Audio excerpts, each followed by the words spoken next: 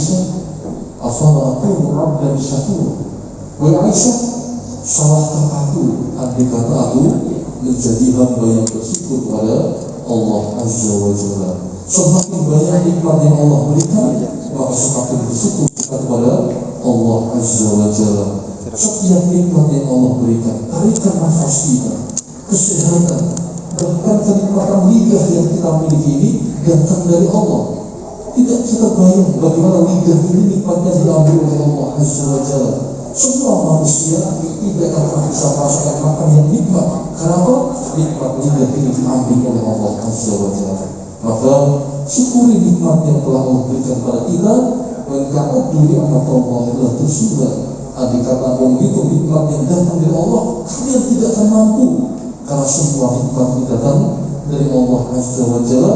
Bahkan Allah berjanji, barang siapa yang bersyukur atas nikmatku, akan aku tambah nikmat itu. Tapi sebaliknya, walaupun syaratun, barang siapa yang kufur atas nikmatku, inna adzabi lasyadid. Sesungguhnya azab Allah adalah sangat pedih. Bapak-bapak dan ibu-ibu yang dirahmati oleh Allah, pada waktu webinar ini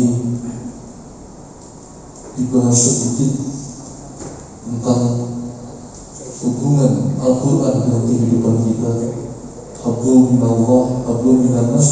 Bahkan Al-Quran dikaitkan dengan lingkungan hidup. Tapi yang pasti bahwasanya Al-Quran itu sudah ada dalamnya semua menyangkut permasalahan yang berhubungan dengan dunia. Pada waktu ayat pertama kali turun Allah perintahkan Nabi Muhammad SAW untuk membaca. Tapi apa jawaban Rasulullah SAW? Aku tidak bisa membaca. Aku tidak mengetahui yang diajarkan oleh malaikat Jibril, karena memang beliau tidak bisa membaca. Tetapi malaikat Jibril sabar mengajari Rasulullah SAW bagaimana Rasulullah untuk senantiasa untuk membaca. Maka kita bisa melihat di bulan Ramadan ini adalah bulan yang mulia.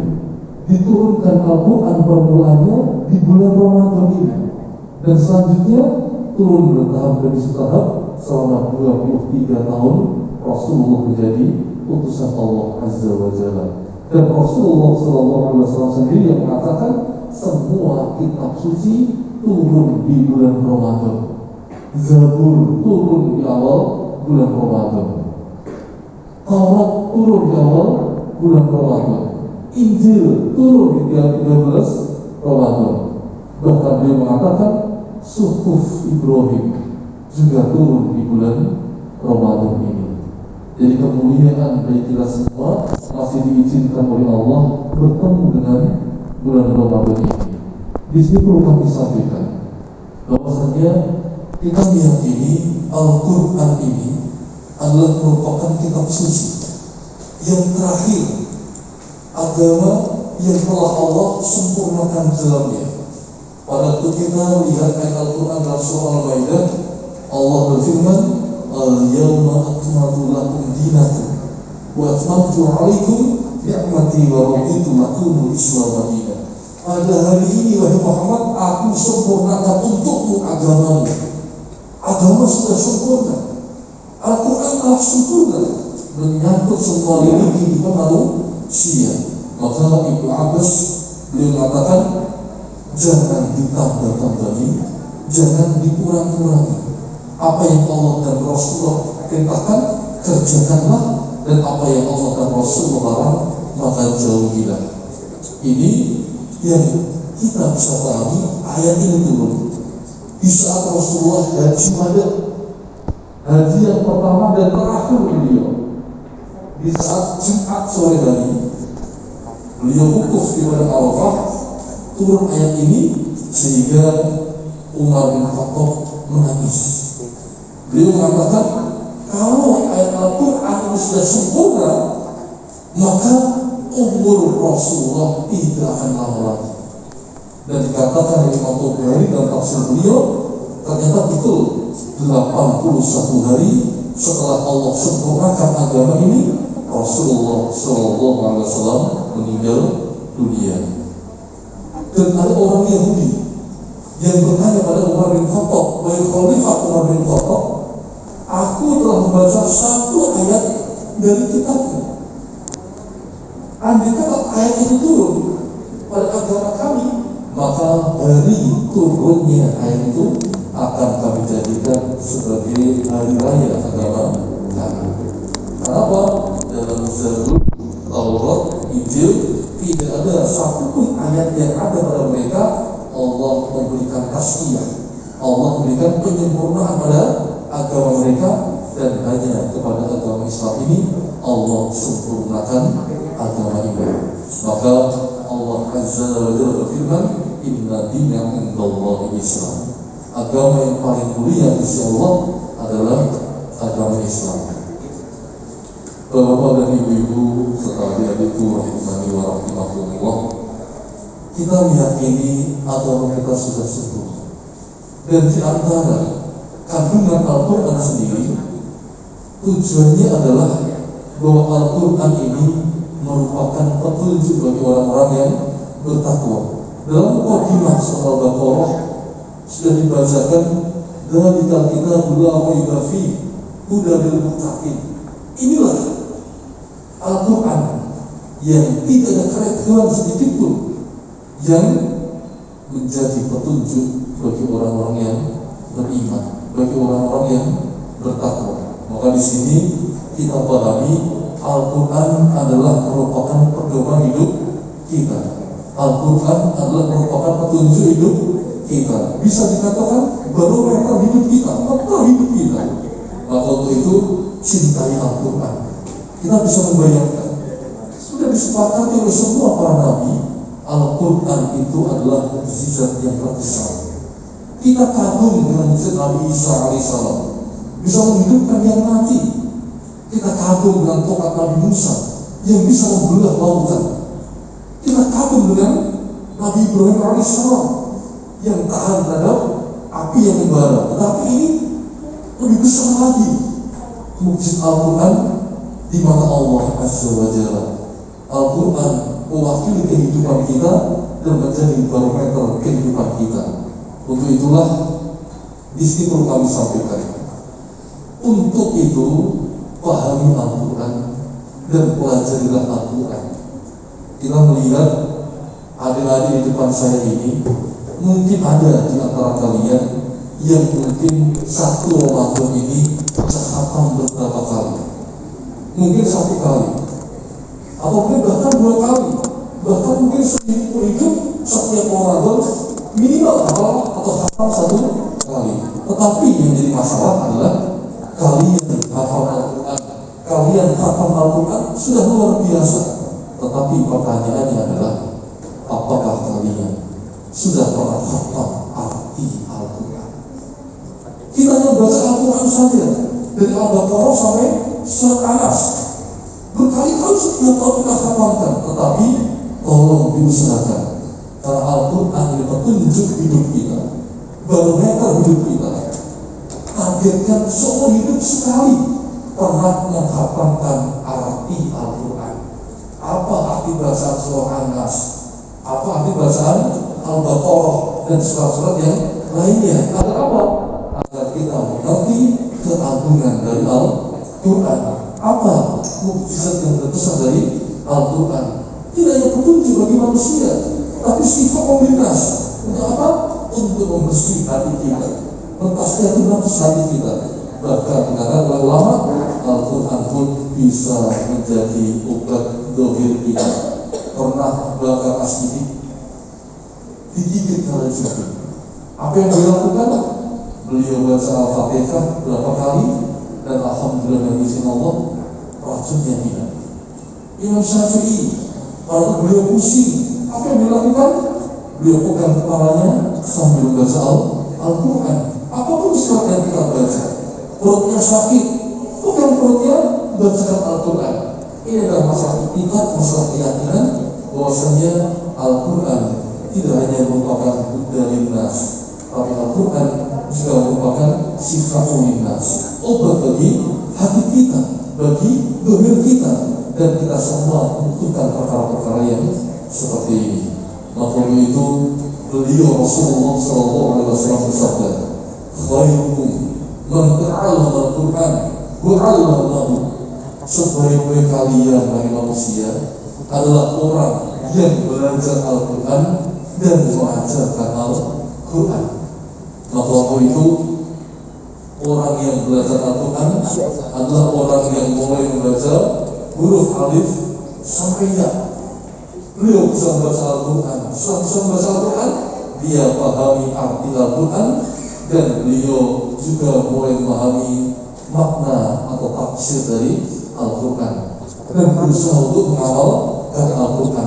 Maka itu bisa kita pahami bahwa Rasulullah SAW sendiri akhlaknya adalah Al-Quran yang berjalan.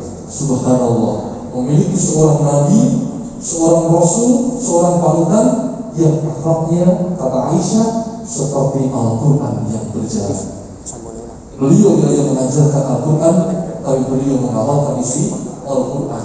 Tetapi itulah kelebihan para sahabat Rasulullah SAW. Apa lebihnya? Kata Ibnu Abbas, perbedaan generasi Islam di zamanku dan di zaman-zaman setelahku nanti. Di zamanku kami diajari Rasulullah membaca Al-Quran, kami mengerti artinya, kami memahami maknanya, dan kami mengamalkannya, dan tidak akan pernah kami beralih ke ayat yang lain sebelum kami berhasil untuk mengamalkannya. Tetapi nanti generasi setelah kami ada generasi yang hanya membaca Al-Quran saja, memahami Al-Quran, tetapi tidak sampai mengamalkan Al-Quran. Dan generasi sampai saat ini banyak di antara umat Islam yang hanya baca Al-Quran, tetapi tidak paham arti Al-Quran, apalagi mengamalkan Al-Quran. Dan kita butuh generasi yang luar biasa. Generasi apa? Generasi yang Qur'ani, generasi yang mempelajari Al-Quran, dan generasi yang mengajarkan Al-Quran. Di sini kami sampaikan di antara faedah atau manfaat Al-Quran. Ternyata apa? Selain dari petunjuk kita, obat bagi kita, Al-Quran ternyata bisa memberi syafaat kepada orang-orang yang membacanya. Al-Quran memberikan pertolongan bagi orang-orang yang membacanya dengan izin Allah Azza wa Jalla. Al-Quran sendiri yang akan mendampingi kita nanti di saat sekarang kepada Allah Tuhan. Maka di sini perlu kami sampaikan, khususnya pada adik-adik generasi kita ini, cintai Al-Quran, dekati Al-Quran. Kenapa? Al-Quran itu yang nanti akan mendampingi kita di saat kita sakaratul maut. Ini yang perkara yang luar biasa. Kenapa? Perlu kami sampaikan, sakaratul maut itu sakitnya luar biasa. Sampai Rasulullah mengatakan, "Huwal qadru ala kulli abdin bisa." Sakitnya sakaratul maut yang menimpa kalian oleh manusia itu sakit yang lebih dari 300 kali sakitan berat. Lalu pertanyaan muncul, kenapa orang yang meninggal itu tidak saja? Kata Ibnu Qayyim al-Jauziyah, orang yang mengalami sakaratul maut itu mengalami sakit yang luar biasa. Bayangkan, roh, nyawa yang memiliki kita berpuluh-puluh tahun dari ujung kaki sampai ujung kepala dicabut pelan-pelan oleh malaikat. Terus ditarik pelan-pelan oleh malaikat. Makanya apa? Malaikat menarik kita itu pertama kali yang ditarik dari ujung kaki dulu. Perhatikan orang yang meninggal. Di antara kita yang pernah menunggui orang yang meninggal, pasti orang yang meninggal itu yang dingin kakinya dingin. Kakinya dingin, telapak kakinya, betisnya dingin, pahanya dingin, lalu ke atas. Kenapa? Memang malaikat menarik nyawa manusia dari ujung kaki sampai ujung kepala. Yang luar biasa apa? Andai kata nyawa sudah sampai ke kerongkongan. Itu kata Rasulullah, tidak terampuni tobat seseorang andai kata nafas sudah sampai ke kerongkongan. Ini yang dikatakan nazar. Dan nazar ini adalah perkara yang luar biasa sakit. Terkumpulnya kesakitan yang luar biasa adalah di saat nazar ini. Makanya apa? Nazar ini adalah dicabutnya roh.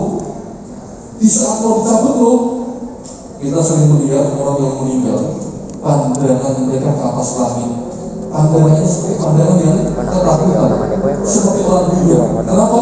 Kata sahabat Rasulullah Baru bin Adib, orang yang mau meninggal didatangi dari atas malaikat, makhluk yang seumur hidup tidak pernah dia lihat. Rasa ketakutan luar biasa. Lalu setelah itu roh boleh dicabut, dan ada roh sudah sampai terlonggar, maka di saat itulah kesakitan yang luar biasa yang dikatakan para sahabat, orang yang sudah sakitnya luar biasa, dia hanya diam dan dibuktikan dengan aliran air mata yang di ujung matanya. Maka orang yang meninggal dunia waktu kesakitan, tanda-tandanya adalah dia tidak menangis, dia tidak berteriak, dia hanya diam saja, tapi yang keluar adalah air mata di sudut matanya yang menandakan sebentar lagi ia akan berpisah dengan dunia yang dicintainya. Kalla idza balagatit taraqi wa qila amra wa dhunna annahu al-firaq wa tafabita bis-salat. Ini perkara yang perlu kita menjadi lebih takut. Kenapa? Ternyata motivasi terbesar manusia mau beribadah kepada Allah di antaranya adalah ingat mati. Semua manusia pasti takut akan kematian. Wajah sakratul maut bil haq dari kematian tahid, dan datanglah kematian dengan sebenar-benarnya yang kalian selalu lari, kalian selalu takut dengan kematian tersebut. Makanya tidak ada yang bisa menjamin kita lari dari kematian. Pinangan yang tidak akan pernah bisa ditolak adalah kepinangan kematian yang akan menghampiri manusia. Kita butuh Al-Quran. Kenapa? Di saat sakratul maut, Al-Quran yang akan membantu kita. Di alam kubur, Al-Quran yang akan menemani kita. Bahkan di saat lewati sirat, di saat dihisab oleh Allah, semua butuh bantuan Al-Quran dan syafaat Al-Quran atas izin Allah Azza wa Jalla. Maka untuk itu tidak usah sungkan belajar Al-Quran, gunakan waktu dengan sebaik-baiknya, bahwasanya semua perkara ada pertanggungjawabannya. Bapak Ibu dan adik-adikku semua senantiasa dirahmati oleh Allah, perlu kami sampaikan di sini. Kalau kita melihat Al-Quran ada di dalamnya, bahwa ternyata semua kerusakan di muka bumi ini disebabkan oleh tangan manusia. Wa ma asabakum min musibatin fa bima kasabat aydikum. Ini sunnatullah. Allah sudah tentukan, Allah sudah beri keterangan, ternyata musibah yang terjadi di muka bumi ini disebabkan oleh tangan manusia. Bahkan tidak lepas, virus corona ini adalah salah satu makhluk Allah. Bisa kita bayangkan, makhluk yang tidak terlihat, yang tidak punya tangan, yang tidak punya kaki, bahkan makhluk ini tidak punya mata, bahkan tidak punya otak, tidak punya akal makhluk ini. Tetapi apa? Makhluk yang kecil ini Allah utus di muka bumi, banyak orang yang ketakutan. Banyak orang yang sampai hari ini sudah berapa ratus ribu orang yang meninggal dunia. Ini teguran Allah. Untuk apa? Semua bicara, semua teguran dari Allah hanya untuk orang agar kembali kepada agama Allah Azza wa Jalla, untuk bertobat kepada Allah Azza wa Jalla. Maka apa? Kalau ditanya kapan wabah ini akan berakhir, pertanyaannya adalah kapan kita sudah mulai mendekat pada Allah, kapan kita sudah mulai bertobat kepada Allah Azza wa Jalla. Saat ini mohon maaf, kerusakan lingkungan menyebabkan Allah murka. Allah memberikan bencana kepada negeri ini, bahkan seluruh dunia, dan semoga dengan peringatan Allah ini betul-betul kita kembali kepada Al-Quran. Allah berfirman, Inna Allah la yughayyiru ma biqaumin hatta yughayyiru ma bi anfusihim. Allah tidak akan merubah kondisi suatu kaum sebelum kaum itu merubah kondisinya sendiri. Kita bisa melihat saat ini April, Juni banyak orang ketakutan. lewat di jalan banyak orang pakai masker. Tetapi saat ini kita melihat di pasar sudah jarang pakai masker, di jalan jarang orang pakai masker. Bahkan di YouTube kita lihat baru viral orang yang pakai masker masuk masjid justru dilarang pakai masker. Maka kita bertanya, bagaimana Allah merubah satu kaum kalau kaum tidak dirinya sendiri? Kalau kita bertanya masalah virus wabah ini, bencana ini, jangan tanya ustaz, jangan tanyakan kiai. Tapi apa? Tanyakan para ahlinya, Rasul ahli dzikri, itu rata-rata kita Al-Quran. Kalau Anda mau tahu ilmunya, tanyakan ahlinya. Lah masalah virus, bencana ini nih, siapa yang tahu ahlinya? Kiai? Bukan. Ustaz juga bukan. Habib juga bukan. Yang tahu adalah ahlinya, yaitu para ahli kesehatan, ahli epidemiologi, ahli virus dan lain sebagainya. Maka untuk itu, kalau kita yakin Al-Quran petunjuk kita, ikuti petunjuk Al-Quran. Allah berfirman, ya ayyuhalladzina amanu atiqullaha wa atiqur rasul wa ulil amri minkum.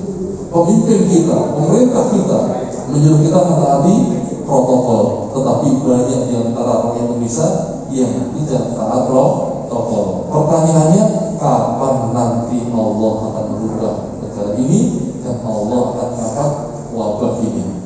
Kita inginnya habis Ramadan Allah angkat wabah ini. Tapi kalau manusia tidak berubah, justru yang ditakutkan ahli, justru setelah bulan Ramadan selesai, wabah akan kembali besar dan semakin meningkat. Adik-adikku yang sudah dirahmati oleh Allah, kalau kita melihat Al-Quran, kita sudah yakin bahwasanya apa? Ternyata bencana itu disebabkan oleh tangan manusia. Tetapi sebaliknya, kebaikan, keadilan, merawat bumi bisa menimbulkan sebuah kebaikan. Satu contoh misalnya, waktu kita mulai lihat Hajar Aswad, warnanya apa? Itu kan? Tetapi Rasulullah SAW bersabda dalam hadis Tirmidzi, hadis yang kasar, dulu Hajar Aswad pertama kali diturunkan di bumi lebih putih dibanding putihnya salju. Dan dosa manusia yang membuat Hajar Aswad menjadi hitam. Makanya kalau kita melihat kitab ayat Ka'bah, tentang sejarah Ka'bah, itu ada Imam Ibrahim, salah satu imam di Masjidil Haram, beliau pernah mengatakan, aku pernah melihat Hajar Aswad itu masih ada bintik-bintik putihnya, masih ada bintik-bintik putihnya, belum hitam-hitam seperti ini. Justru apa? Sekarang hitam legam justru mewarnakan, memberikan kita tunjuk bahwa dosa manusia yang memang justru membuat Hajar Aswad menjadi hitam legam sampai saat ini. Juga sebelumnya, kalau kita menjaga lingkungan ini, merawatnya dengan baik, pernah dikatakan oleh Ahmad bin Hanbal, di zamanku dulu di Bani Umayyah pernah ada gandum yang besarnya sebesar kurma. Saya bayangkan ya, gandum berapa besarnya? Kecil kan? Tapi yang asal, dia mengatakan di Bani Umayyah dulu ditemukan gudang. Di gudang itu ditemukan gandum yang gandum itu besarnya sebesar biji kurma. Dan di kantongnya tertuliskan, gandum ini ditanam di saat negeri penuh dengan keadilan. Kalau negara ini menjaga lingkungan, menghormati lingkungan, kenapa? Mohon maaf, bumi itu ciptaan Allah. Bumi itu amanah Allah. Bumi itu titipan Allah. Agar apa? Manusia tinggal di dalamnya, manusia merawat di dalamnya, dan manusia membuat baik bumi dengan semakin lebih baik lagi. Tetapi sebaliknya, mohon maaf, sifat sombong manusia, sifat hasad manusia, sifat dengki manusia, ini yang justru menghancurkan bumi. 3 sebab ya yang kita harus berhati-hati di dalamnya. Siapapun kita, Kalau 3 sifat ini ada dalam diri kita, itu bahaya. Yang pertama apa? Sombong. Sombong itu dosa pertama kali yang menyebabkan makhluk Allah keluar dari surga. Dulu pertama kali setan, iblis, malaikat menghuni surga, tahu dia ada surga. Tetapi masalah muncul bagi iblis di saat Allah itu menciptakan makhluk baru bernama manusia, dinamakan Adam. Allah perintahkan iblis untuk sujud sebagai tanda penghormatan atas terciptanya makhluk baru bernama manusia. Iblis tidak mau sujud, maka Allah mengusir iblis atau setan dari surga. Bisa kita bayangkan, kalau iblis terusir dari surga gara-garanya tidak mau sujud kepada Nabi Adam atas perintah Allah untuk menghormati Nabi Adam, bukan menyembah loh, untuk menghormati. Tapi mohon maaf, hari ini banyak manusia yang Allah ciptakan, yang fungsinya untuk beribadah kepada Allah, bahwa khalaqtul jinna wal insa illa liya'budun, tetapi banyak manusia enggak mau menyembah Allah. Lebih parah dibanding iblis. Kalau iblis terusir dari surga gara-gara mau sujud sebagai penghormatan, ini banyak manusia enggak mau menyembah Allah, justru jauh dari Allah. Bulan Ramadan, ia yang mau sholat, lepas bulan Ramadan, ia tidak mau sholat. Ini seperti ular. Kenapa? Ular itu mau ganti kulit, masuk gua ganti kulit, dia keluar gua, jadi ular lagi. Yang kita inginkan minimal jadi kupu-kupu. Yang awalnya jelek, menakutkan, masuk ke popol, dia keluar bukan ular, tetapi dia keluar jadi kupu-kupu. Ini yang kita inginkan. Lah kita harap minimal seperti ini. Bulan Ramadan kita belum begitu menjaga sholat, jarang baca Al-Quran. Lewat Ramadan semoga lebih hebat lagi, lebih dekat lagi dengan Allah. Dan setelah berakhirnya Ramadan, bulan-bulan setelah Ramadan berlalu, tetap dekat kepada Allah Azza wa Jalla. Adik-adik yang saya hormati, kalau kita melihat banyak pesan-pesan di Al-Quran, banyak pesan-pesan di hadis, sampai Rasul berpesan dalam jihad sendiri yang begitu luar biasa.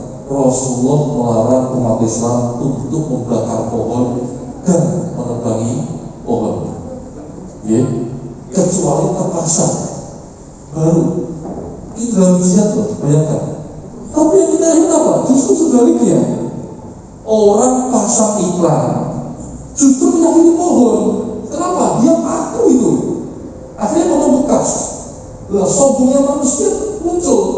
Dia hanya makhluk Allah, dia hanya tumbuhan, dia nggak punya akal. Tapi harus ingat, Al-Quran menyebutkan pohon pun bertasbih kepada Allah Azza wa Jalla, mengagungkan nama Allah Azza wa Jalla. Yang lainnya sampai Rasul berpesan, aku melihat di antara amalan buruk manusia. Apa itu?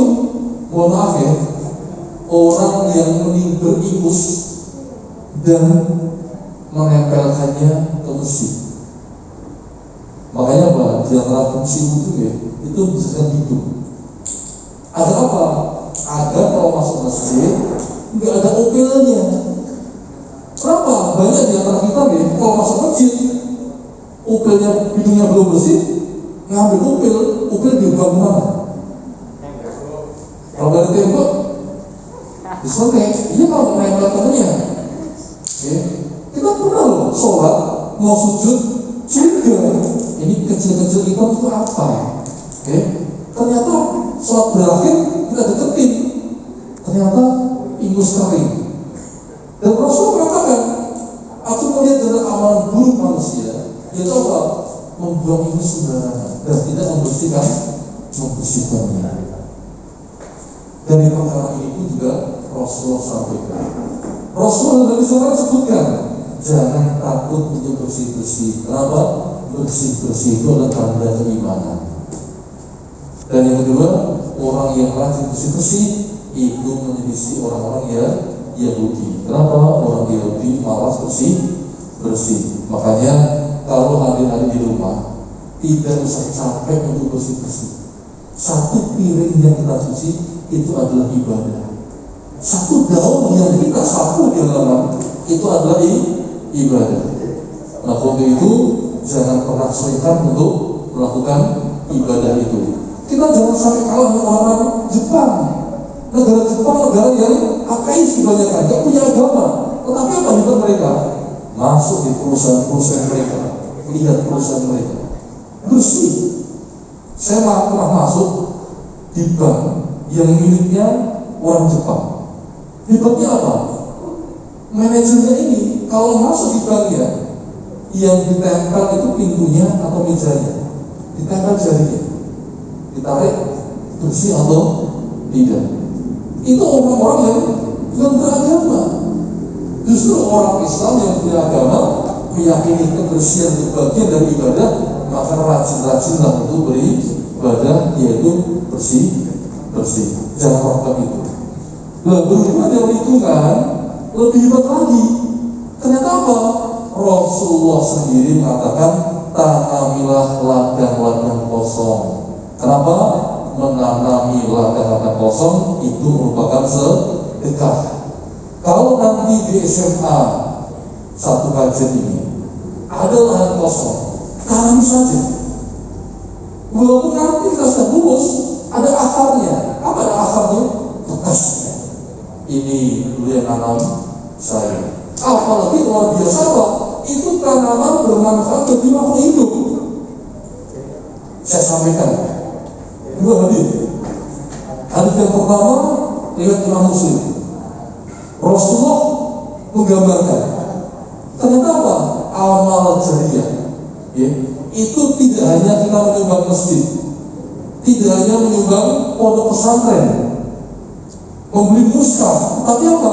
Justru amal jariyah itu kata Rasulullah, barang siapa yang menanam pohon yang diniatkan untuk wakaf umat Islam dan pohon itu tumbuh, diambil manfaatnya untuk semua makhluk, untuk teduh manusia, untuk makanan burung diambil nektar bunganya, untuk sarang gunung atau diambil oleh makhluk buahnya, maka ini merupakan amal jariyah yang bagi penanamnya akan mendapatkan pahala yang selalu mengalir. Makanya mohon maaf, perlu juga digalakkan tanam juga pohon-pohon yang bermanfaat. Kalau bisa manusia, bagi manusia. Kalau bisa, semua makhluk. Manusia bisa mengambil manfaatnya, burung bisa mengambil manfaatnya, dan makhluk lain bisa mengambil manfaatnya. Tanami pohon-pohon yang berbuah di sekitar lingkungan kita. Kita sudah lulus dari SMA, ada akarnya. Apa? Ini pohon dulu insya Allah saya tanam. Alhamdulillah ada buahnya, walaupun pas tanam buahnya belum ada. Tetapi ternyata apa? Setelah besar, adik-adik kelas saya yang menikmati, lah kita semua dari apa yang kita tanam mendapatkan pahala. Kalau ada hadiah tambahan ini perlu digalakkan pada kita buat agenda-agenda untuk memperbarui lingkungan. Makanya dulu kami pernah dianjurkan oleh seorang ustaz kami, kalau menanam pohon itu sedekah, beragenda, apakah setahun sekali, apakah setengah tahun sekali, cari bibit-bibit tanaman yang bermanfaat, tanamlah di tempat-tempat yang banyak dikunjungi manusia. Kita lihat ya, universitas dulu, sebelum kita selesai kuliah, ada KKN. Ada yang KKN, kuliah kerja nyata. Ada akarnya nggak? Ada bekasnya nggak? Ada. Mungkin bekasnya jembatan kecil, perbaikan musola, bahkan mungkin juga pendidikan TPK, TPQ ada di situ. Nah, kita di sini buat akar yang seperti itu. Kita OSIS misalnya, yuk kita minta kepada siswa yang lain untuk menyumbangkan, mewakafkan satu pohon buah. Untuk apa? Buat program. Kita tanam di mana? Bisa di sekitar sekolah atau di luar sekolah. Nah, kita pantau secara rutin untuk perkembangannya. Siapa tahu dengan izin Allah, pohon ini sudah tumbuh besar, kita sudah kuliah, kita sudah menikah, bisa melihat ini dulu pohon yang aku tanam. Dan ternyata apa? Ini menjadi amal jariah. Kalau kita umroh di Mekah, masih ada sumur air yang wakafnya Utsman bin Affan. Sampai hari ini bayangkan, Utsman bin Affan sudah meninggal kurang lebih di atas 1.400 tahun yang lalu. Wakafnya masih ada. Beliau ketika alam kubur teraliri pahala yang mengalir. Nah, untuk itu mohon kita mempunyai persiapan, minimal niat yang baik, etika yang baik, bahwasanya aku nanti ingin memberikan sesuatu yang bermanfaat. Dengan syarat apa? Semua dilandasi ikhlas karena Allah Subhanahu wa Ta'ala, tanpa pamrih, nggak butuh pujian. Tetapi yang saya lakukan adalah semata-mata saya beribadah kepada Allah Subhanahu wa Ta'ala. Dan semoga kita semua di sini bisa mengerjakan perkara-perkara yang seperti itu. Mungkin saya kira materi yang kami sampaikan cukup sekian, karena sudah di atas 40 menit, dan langsung saja mari kita tutup dengan berdoa. Semoga Allah memberkahi kehidupan kita. Bismillahirrahmanirrahim. Allahumma sholli ala Muhammad wa ala ali Muhammad. Astaghfirullah alladzi la ilaha illa huwal hayyul qayyum wa atubu ilaihi. Rabbana zalamna anfusana wa illam taghfir lana wa tarhamna lanakunanna minal khasirin. La ilaha illa anta subhanaka inni kuntu minadh dhalimin. Rabbana la tuzigh qulubana ba'da idh hadaytana wa hab lana min ladunka rahmah innaka antal wahhab. Rabbana taqabbal minna innaka antas samiul alim.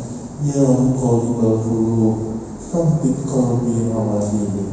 Allahumma inni as'aluka ilman nafi'an wa rizqan thayyiban wa 'amalan mutaqabbalan. Allahumma a'inni 'ala dzikrika wa syukrika wa husni ibadatika. Rabbana taqabbal du'a. Rabbi habli minas shalihin. Rabbi habli min ladunka dzurriyyatan thayyibah. Rabbana tahib bainana wa baina qaumina bil haqqi wa anta khairul fatihin. Allahumma ighfirli lil muslimina wal muslimat wal mu'minina wal mu'minat al ahya'i minhum wal amwat innaka sami'un qaribun mujibud da'wat. Rabbana ighfir lana wa li ikhwanina alladhina sabaquna bil iman wa la taj'al fi qulubina ghillan lil ladzina amanu rabbana innaka ra'ufur rahim. Rabbana taqabbal du'a. Rabbana atina fid dunya hasanah wa fil akhirati hasanah wa qina adzabannar. Walhamdulillahi rabbil alamin.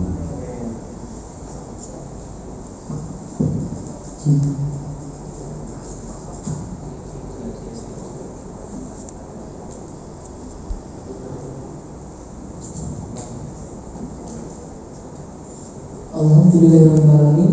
Masya Allah, luar biasa sekali materi yang telah disampaikan oleh Bapak Fajar Agung Handoko tadi. Beberapa tadi saya sudah merangkum apa yang telah disampaikan oleh beliau. Yang pertama, satu, manusia tidak dapat menghitung nikmat Allah. Oleh karena itu, senantiasa kita bersyukur pada Allah. Karena jika kita bersyukur pada Allah, maka Allah akan menambah nikmat kita. Dan sebaliknya, jika kita kufur, maka Allah akan melimpahkan hasil dari kita. Selanjutnya, tentang manfaat Al-Quran. Al-Quran adalah sebagai petunjuk bagi kita. Oleh karena itu, cintailah Al-Quran karena akan mendampingi kita di alam kubur nanti.